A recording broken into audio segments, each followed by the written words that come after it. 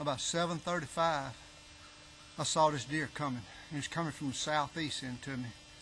The wind's supposed to be out of the north today and then switching to the southeast this evening, but it wasn't any wind at all this morning. It was pretty dead, and I think my scent had just settled down in that area. And he came in. He got in 15 yards, and he started acting real nervous, and he was doubting the situation big time. I could see his body language change completely between 20 yards and 15 yards. But he stayed there, and he got behind a tree, and I was able to stand up, which I probably shouldn't have stood up. I might have done better and been harder to see sitting down. But anyway, I stood up without him seeing me, and he took a couple of steps, and it had some limbs down there and leaves and foliage and stuff I couldn't shoot through. And all of a sudden he popped his head up, and he wasn't but about 12 yards, and he looked right at me. And of course I didn't look at him, I looked off to the side, but he stared at me, and he finally couldn't stand no longer, and he turned around and he went running off. The only problem was he stopped.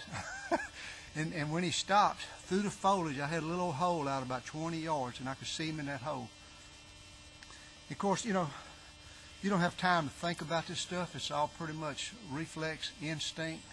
You just do what you do from experience.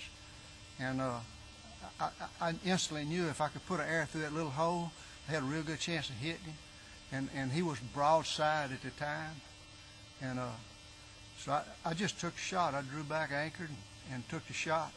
And I watched that arrow go right to him. The only problem is he kind of squatted down and he whirled away. And he ran off with the arrow. And it was a long shot. And I was concerned about my hit because your only reference on something like that is your feathers. And your feathers is 30 inches away from where the broadhead is.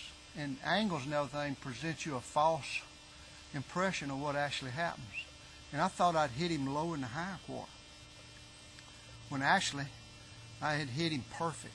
I mean, with him turning and spinning, I hit him in his gut, and it run up in there, and it came out.